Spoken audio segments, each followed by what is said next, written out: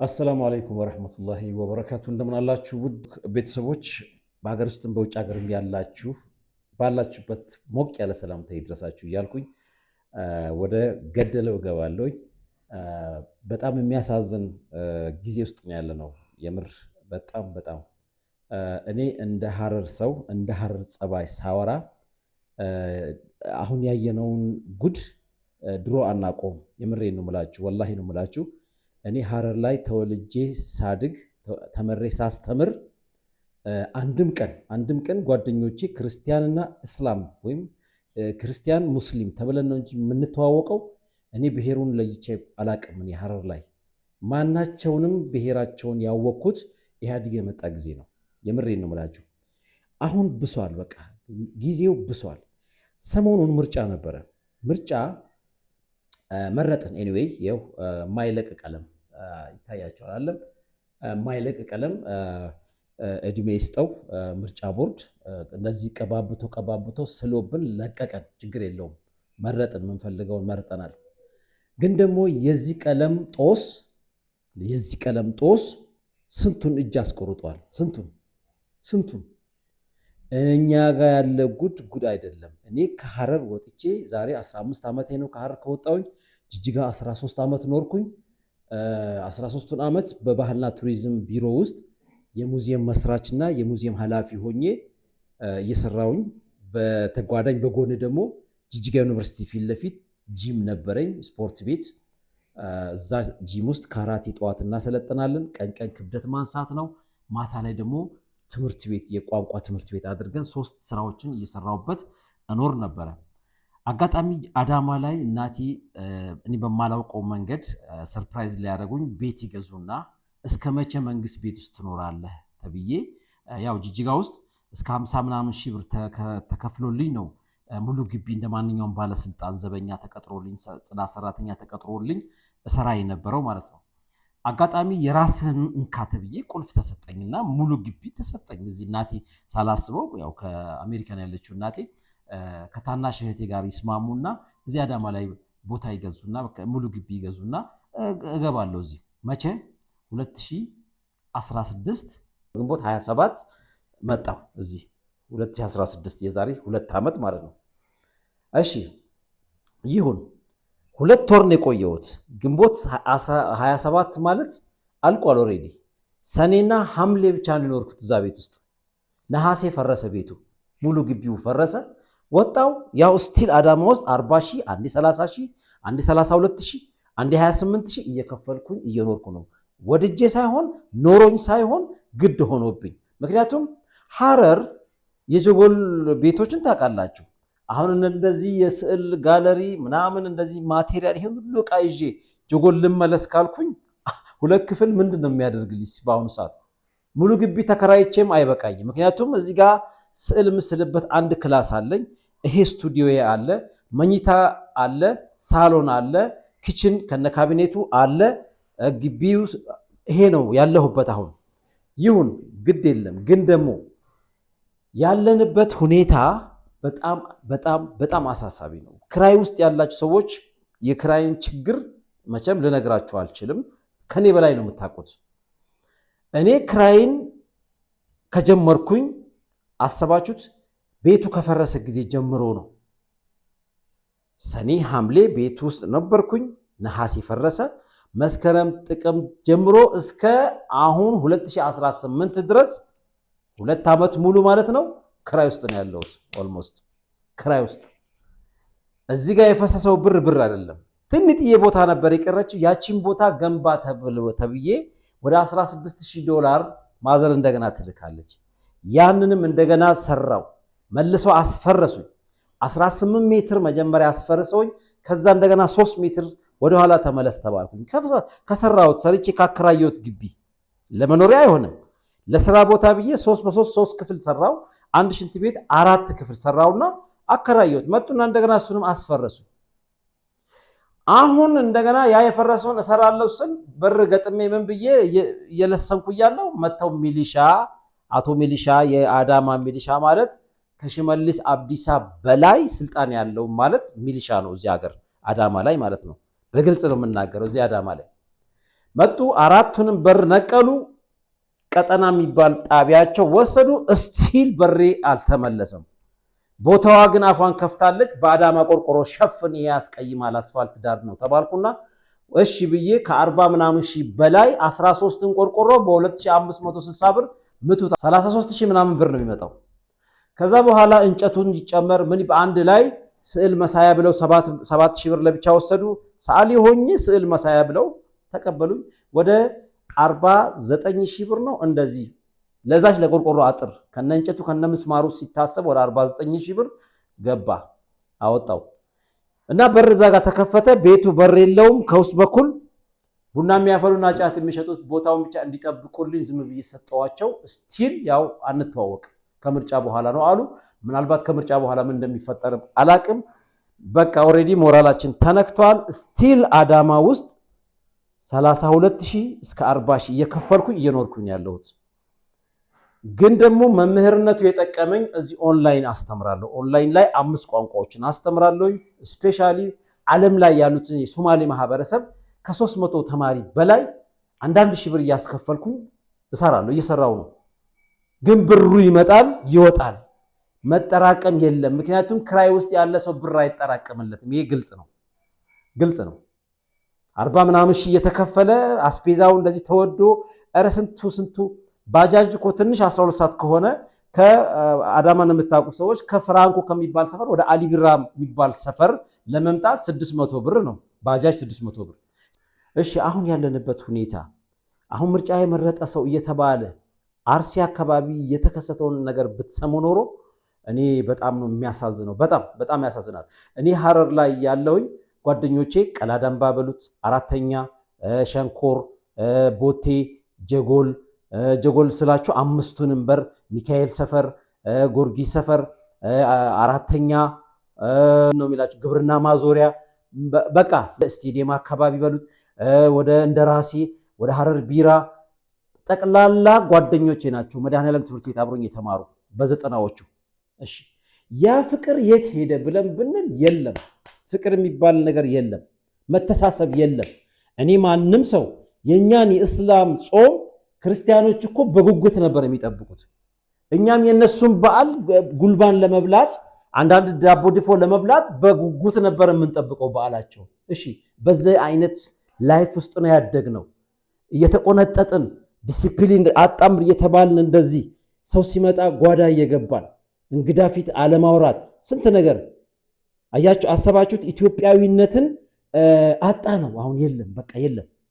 የምሬ ነው የምላችሁ የለም።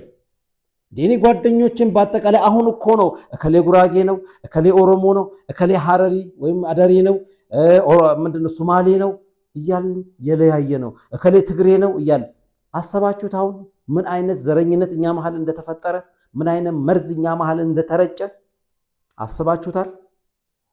ኧረ ጉድ ነው ጉድ ነው ጉድ ነው። እኔ በህይወቴ ኦልሞስት አሁን 54 ዓመቴ ነው። እኔ 64 ዓመተ ምህረት 1964 ነው የተወለድኩት። እኔ የፖሊስ ልጅ ነኝ። አባቴ ፖሊስ ነው። የፖሊስ ቤተሰብ የሆናችሁ በአጠቃላይ ፖሊስ ዲሲፕሊን ታውቃላችሁ፣ አልነግራችሁ። ለዛውም ከአፄ ኃይለ ሥላሴ ጀምሮ እስከ ደርግ መግቢያ ድረስ የነበረ ፖሊስ ነው አባቴ። ለካራማራ ጦርነት የዚህ የ69ኙ ጦርነት በስነ ስርዓት የተሳተፈ የቆሰለ አባቴ አሰባችሁት? 10 አለቃ ዘካሪያ አብዱላህ የሚባል አሰባችሁት? ከዚህ ጎዴ ይዘውን ይሄዳል። ቀብሪ ዳሃር፣ ቀላፎ፣ ጅጅጋ፣ ፊቅ እነኚህ ምስራቁን አጠቃላይ ይዛችሁ ያልሄድንበት ቦታ የለም። እሺ ከአባታችን ጋር በጦርነት ሰበብ ቤተሰብም አንዳንዴ ለጉብኝት ይሄዳል። እሺ ቀብሪ ዳሃር፣ ቀላፎ፣ ጎዴ፣ ጅጅጋ አሰባችሁት? ፌርፌር እንደዚህ ሁሉ በልጅነቴ ከአባቴ ጋር ሄጃለሁ። እሺ በጦርነት ወቅት 69 ማለት እኔ ኦልሞስት የ5 ዓመት ልጅ ነኝ። 64 ነው የተወለድኩት። እሺ በእንደዚህ አይነት ፖሊስ መሬት ድሬዳዋ ላይ ተሰጥቶን ቦታ ያ እንግዲህ ከዛም በፊት የነበረ ቦታ ነው የተሰጠን። ግን ደግሞ ቆስሎ መጥቶ ጡረታ ወጥቶ ከጊዜ በኋላ የሞተን አባት የለም። አሁን የፖሊስ መሬቱን ቦታ የለም። ይሄ አዳማውን ቤት ፈረሰ። እዚህ ጋር ደግሞ ትኩሳቱ ሌላ ነው። አርሲ አካባቢ ሰዎቹ ለምርጫ መረጣችሁ እያሉ እጅ መቁረጥ ጀምረዋል። እንግዲህ ምን አይነት ጊዜ ላይ እንደደረሰን አይዶ ነው። እኔ የአብይን መንግስት አልቃወምም፣ በእርግጥ አልቃወምም። መርጫለሁ፣ የምፈልገው መርጫለሁ። ኦልሞስት እዚህ አዳማ ላይ ሆኜ የሐረሪን አመራሮች የምፈልጋቸውን በአጠቃላይ መርጫለሁኝ። ሐረሪ እንዳለ ከኦርዲን በድሪ ጀምሮ እስከ ታች ያሉትን እንዳለ የምፈልጋቸውን ሰዎች መርጫለሁኝ። የመረጥኩትን ደግሞ ማንም ያውቃል። የሐረሪ ክልል ደግሞ ማንን እንደምመርጥም ያቀኛል። እሺ አሁን እዚህ አዳማ ላይ እስከ መቼ ነው በክራይስ የምንኖረው? ኑሮ ተወዷል። እያንዳንዱ ነገር በገንዘብ ነው። ከሚሊሻ ጋር አታካራ እንካ ሰላምታ ነው። ምንም አይነት በቃ እንዲለብሰን ስንሄድ ሰው ሀብታም እንመስለዋለን፣ ጤነኛ እንመስለዋለን። ውስጣችን ግን በስሏል፣ ቆስሏል። ምንም ልላችሁ አልችልም። በቃ የለም፣ የድሮ ፍቅር የለም። ሐረር ስትሄድ ፍቅሩ የተወሰነ ጭል ያለ ፍቅር አለ። የተወሰነ የመከባበሩ የጉርብትናው ገባቸው አይደለም። በጾም ጊዜ የሾርባው የሳምቡሳው የምናምኑ ድባብ እንዳለ አለ ሐረር ላይ ምንም አልተነካም ልላችሁ ይችላሉ። ግን የተወሰነ ነገር ደግሞ መርዝ አለች። አሁንም የተወሰነ ደረጃ ላይ ግን አለ አውቀዋለሁ። ምክንያቱም በየሸዋል ኢዱ በየበዓላቱ ባህልና ቱሪዝም ውስጥ እሰራ ስለነበረ ወደ 10 ዓመት የሶማሌ ባህልና ቱሪዝም ቢሮ ውስጥ እሰራ ነበረ። አውቀዋለሁኝ። ማንኛውንም ክልል አውቀዋለሁኝ። ማንኛውንም ክልል ከዚህ ሰሜን ጎንደር፣ ባህር ዳር፣ አዘዞ፣ ደባርቅ እስከ ሰሜን ተራሮች ድረስ እንዳለ ጎብኝቼዋለሁ። በምዕራቡም በምስራቁም በደቡቡም በሰሜኑም መሐሉንም አዲስ አበባን ጨምሮ አውቀዋለሁ። ከኔ በላይ የሚያውቀው ማንም ሰው አለ ብዬ አላስብም። አውቀዋለሁ። የቱጋ ፍቅር እንዳለ፣ የቱጋ ቁስልና በሽታ እንዳለ፣ የቱጋ መርዝ እንደተረጨ ደግሞ ለይቼ አውቀዋለሁ። በዚህ እድሜ ማለት ነው። ግን እንዴት እሺ እንደዚህ አይነት ነገርን አሁን ያለ መንግስት የድሮውን ፍቅር መመለስ ባይችል እንኳን እንደዚህ እጅ መርጠሃል ተብሎ እጅ ጣት እየተታየ ጣት ቀለም ያለበትን ሁሉ መንገድ ላይ እየቆመ አስባችሁታል? አማጺ ለምን አብይን መረጣችሁ ተብሎ እጅ የሚቆረጥበት ዘመን እኮ ነው የደረስነው። ሰዎች ጉድ እኮ ነው። ምን የሚሉት ጉድ ነው አሁን ያለንበት። ኧረ እባካችሁ መንግስት ዝም ብለህ ኮሪደር ልማት፣ ዝም ብለህ ብልጭልጭ ነገር፣ ዝም ብለህ አስፋልትና ይሄን ስንቱን ቤት አሳተሃል። ባይዘወይ ስንቱ ቤት አጥቷል፣ ምግብ አጥቷል። ምንም የሚበላ የሚቀመስ ነገር የለም በአሁኑ ሰዓት። በዛ ላይ የዓለም ጦርነት አለ፣ የኢራንና የአሜሪካና የእስራኤል። አሰባችሁት ያለንበትን ሁኔታ? መንግስት ግን በስንትና ስንት ሚሊዮን ብር እዚህ ጋር ቢሾፍቱ ላይ ኤርፖርት ይገነባል። እዛ ጋር ትኩሳት ነው እኮ ይሄ ሁሉ። እዛ ጋር በሶማሌ ክልል ላይ ነዳጅ አለ ይላል። እዚህ ጋር ቤኒሻንጉል አካባቢ የወርቅ እንትን አለ ይላል። አለን ተመስገን። ግን በዜግነታችን እኛ በእንግድነት ነው ያለነው። ዜጋንን እርግጠኛ ነኝ። ግን እዚህ ጋር ዜጋ ያለ አይመስለኝም። እርግጠኛ ነኝ። ዜጋማ ብሆን በራሴ የሆነች ትንሽ ቦታ ይኖረኝ ነበራ። እንደ ማንኛውም እኮ መጤ ነው እየተከራየነ በእንግድነት እየኖርን ያለ ነው በኢትዮጵያዊነት። እንደገና ባንዲራ ይዤ ኢትዮጵያ ነኝ ይላለሁ። ምንም ቦታ ቤት ሳይኖረኝ ኢትዮጵያ ነኝ ብዬ ባንዲራዬን አውለበልባለሁ ቤትም በሄድኩበት። አሰባችሁት? መምህራን እኮ ቤት የላቸውም። አሰባችሁት? ዶክተሮች ቤት የላቸውም። በክራይ ነው የሚኖረው። ሁሉም ሰው በክራይ ነው የሚኖረው። የመንግስት ባለስልጣን የሞቀበት ቦታ ላይ ብቻ ነው የሚኖረው። ቤት ገዝቷል፣ ያከራያል፣ እንደፈለገ እየሆነ ነው። ሌላው ግን ከኋላ ያለው እባካችሁ እስኪ አንድ ፕሮጀክት ተመረቀ፣ ቤት እደላ አያችሁት? ቤት ወይም ደግሞ የቤት ልማት ተሰርቶ በኮንዶሚኒየም መልክ ይሁን በሪል ስቴት መልክ ይሁን ተሰርቶ እንዳው በባትሪ እየተፈለገ ቤት የሌለው ሰው የት አለ እየተባለ እንደ ኢብራሂም ትራኦሬ እንደ ቡርኪና ፋሶ ፕሬዝዳንት እንደሱ እንደ ኢብራሂም ትራኦሬ ማን ነው ቤት ያልተሰጠው ተብሎ በባትሪ እየተፈለገ መቼ ነው እንዲህ ፒክ እየተደረገን እንካ ቤት እየተባለን ዜግነታችን ኢትዮጵያዊ መሆኑን የምናረጋግጠው መቼ ነው? መቼ ነው ኢትዮጵያዊነታችንን የምናምነው? አሁን እኮ የውሸት ኢትዮጵያዊ ነን። በቃ የውሸት አይዲ ካርድ ተሰጠን፣ ይሄ ናሽናል አይዲ ኢትዮጵያዊ ነኝ አልኩኝ። እዚህ ጋር እኮ ትኩሳት አለ፣ የቤት ክራይ ትኩሳት። ከመቼ ነው ከቤት ክራይ የምንወጣው? መቼ? በተወለድኩበት ባደግኩበት እምብርቴ በተቀበረበት እንዴት ተከራይቼ እኖራለሁ?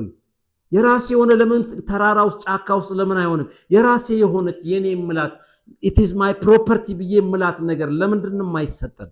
ለምን እስከ መቼ ነው በእንደዚህ በእንግድነት የምንኖረው? እንደማንኛውም ቱሪስት እኮ ሆቴል እንደያዘው ቱሪስት እኮ ነው እየኖርን ያለ ነው። ዜጋ ነን እኛ ታዲያ። ዜግነት ማለት እኮ በሊቢያው ፕሬዝዳንት የሊቢያውን ፕሬዝዳንት ካያችሁ መሐመድ ገዳፊ አሰባችሁት? ለዜጋው የትምህርት ይከፍላል። ለትምህርት የትም ዓለም የፈለገበት ሄዶ ይማራል።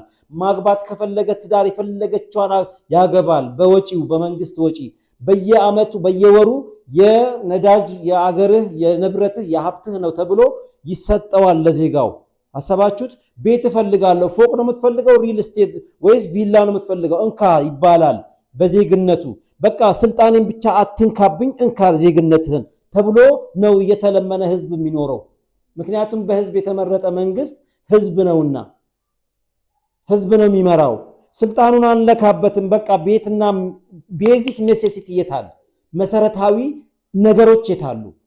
አልባሳት፣ ምግቡና መጠለያው የታል? የለም እኮ ወንድሜ። ለምንድን ነው የምንወሻሸው? የለም። እኔ ሐረር ላይ 11 ዓመት አስተምሬያለሁ። 11 ዓመት መምህርነት አሰባችሁት? እንደ ገይ መድረሳ ትምህርት ቤት ላይ እንደገና ጅጅጋ 10 ዓመት ባህልና ቱሪዝም አገልግያለሁ ለመንግስት። ሰርቲፊኬት ነው 57 ሰርቲፊኬት አለኝ። ያው ተንተረሼ ቁጭ ብያለሁ። ዋንጫ ነው፣ ዋንጫው በሽ ነው፣ ያው ሞልቷል። ዋንጫው ምኑ ሜዳሊያው በሽ ነው። ግን የት እንወስደዋለን? ይሄንን የት እንወስደዋለን? እኛ ይሄንን የት ወስደዋለሁ? እንደዚህ አይነት በብርጭቆ በምናምን በስሜ እየተቀረጸ የሚሰጠኝ መዓት አለኝ መዓት ዋንጫ ምን በዚህ ሰርቲፊኬትን ካልበላውበት፣ ሰርቲፊኬትን እውቅና ያገኘሁበትን ስራ ካልያዝኩበት፣ እንደዚህ በግሌ ስራ እየፈጠርኩኝ ነው እየኖርኩ ያለሁት። ያው ኦንላይን እያስተማርኩ በግሌ ኮምፒውተሮች ናቸው፣ ካሜራ ነው፣ አይፎን ነው፣ ላፕቶፕ ነው እንዳለ። እንደኔም ኤሌክትሮኒክስ ያለው የለም። ይሄው ስማርትፎን ነው እንደኔ ያለው የለም። ግንስ የለም ቤት የለም። ቤተሰብ እሱንም እድሜ ይስጣቸው ቤተሰቦቼ ናቸው በዚህ እየረዱኝ እየኖርኩ ያለሁት እኔ። እሺ እስከ መቼ ነው እኛ ቤት አልባ ሆነን የምንኖረው? ዜጋ ነኝ ብዬ አሁን እኔ እናገራለሁ በሙሉ አፍ። ዜግነት የለም አባቴ። ቤት ከሌለ ዜጋ አይደለም። የለም በቃ እየተከራየ የምትኖር ዜጋ ኬት? አንተና አንድ ተራ የቻይና ቱሪስት አንድ ናችሁ ህዴ። ለምን እንወሻሻለን? እንደዛም ሆኖ እኮ ሰልፍ ይዘን ካርዱን ወስደን ጠዋት ሌሊት ወተን ሰልፍ ላይ ምርጫ ካርድ ነገ ይጠቅመናል። የለም እኮ ያው ነው። ውሃ ቅዳ ውሃ መልስ ነው አባቴ። ምን ነው ለምን እንወሻሻለን? እና እባካችሁ የድሮውን ፍቅር መልሱልን። ፍቅር ጠፋ። ሰው እጅ እየተቆራረጠ ነው፣ እየተራረደ ነው። ጅጅጋ ላይ ባለፈው አብዲሌ በነበረበት ዘመን ታስታውሳላችሁ 2010 ላይ እኔ እዛ ነበርኩኝ። የዛን ጊዜ ከ180 ሰው በላይ ነው እዛ ሙዚየም ውስጥ ደብቄ ነፍስ ያዳንኩት እኔ በራሴ። ጉራጌ፣ ትግሬ፣ ኦሮሞ፣ አማራ ማንም ብሔረሰብ ጅጅጋ ዩኒቨርሲቲ ተማሪዎችን በአጠቃላይ እዛ ስፖርት ቤት ጂምና እዛ ሙዚየም ግቢ ውስጥ ደብቄ ሌሊት ላይ መንገድ እየጠቆምኩኝ ወደ ሐረር የሸኘኋቸው እንደዛ አይነት ሰው ነኝ እኔ። ዛሬ ግን ያለ ቤት እየኖርኩኝ ያለሁት፣ ምርጫም እየመረጥኩ ነው። እሺ በዚህ ጋር ደግሞ ሌላ ትኩሳት አለ። የአዳማ ሚሊሻ ጋር እንደዚህ ተያይዘናል። እቺን ኬፕ በማድረጌ ብቻ ዳያስፖራ እየመሰልኳቸው መብላት። ከዚህ በፊት ማንም በማያውቀው ሐረር ሄጄ ከድሬዳዋ አውሮፕላን ተሳፍሬ አዲስ አበባ መጥቼ እዚህ መውጫ ላይ ምንድነው የሚባለው ሃይዌይ የክፍያ ጣቢያ ላይ ለአዳማ መግቢያ 1 ኪሎ ሜትር በሚቀረው ቦታ ላይ ሚሊሻዎች ይዘውን ወደ ዝዋይ ወሰዱን ያለምንም ምክንያት።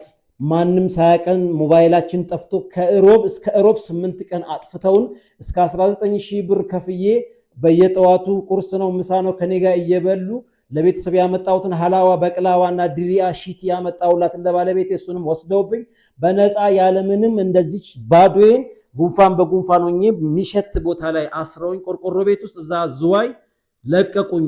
የአዳማ የኦሮሚያ ሚሊሻ ይሄ ነው ኢትዮጵያ ማለት። ኢትዮጵያ ማለት እቺ ናት።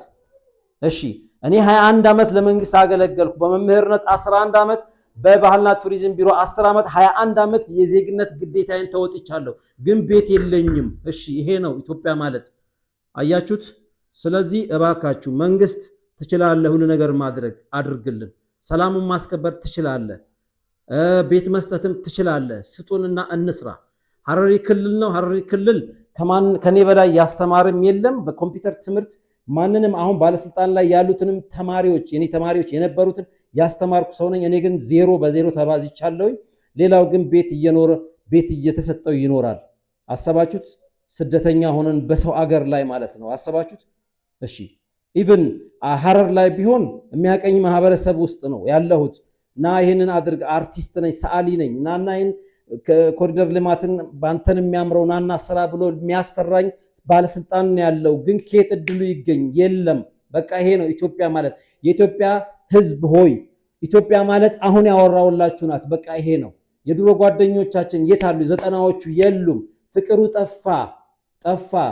ነበልባል በቃ ትኩሳት የሆነች መርዝ ተረጭታለች። ማናችንም ቢሆን በጸሎት ካልሆነ በስተቀር ምንም ነገር እኔ በብሔር በሃይማኖት ችግር የለብኝም። ማንኛውንም ብሔረሰብ አከብራለሁ፣ እወዳለሁ። ማንኛውንም ሃይማኖት አከብራለሁ። በቃ ይሄ ነው እና ስላዳመጣችሁኝ በጣም አመሰግናለሁ። ያለው ችግር ይሄ ነው። ማንም ሰው እየሳቀ ነው የሚኖረው እንጂ ውስጡ በጣም ቦኗል። እንደ አመድ ቦኗል። አቧራ ቦኖበታል፣ ነዷል፣ ከሰል ሆኗል፣ ተቃጥሏል። እያንዳንዱ ሰው ዝም ብሎ ነጭ ጥርስ ሲያሳይህ የደላው እንዳይመስላችሁ። በአጠቃላይ ባለስልጣናትና ባለሀብት ብቻ ነው ኢትዮጵያዊ ማለት። ይሄን ልንገራችሁ። ይሄ ነው በቃ። ቴንኪዩ፣ አመሰግናለሁ ስላዳመጣችሁኝ። ወሰላሙ አለይኩም ወራህመቱላሂ ተዓላ ወበረካቱ።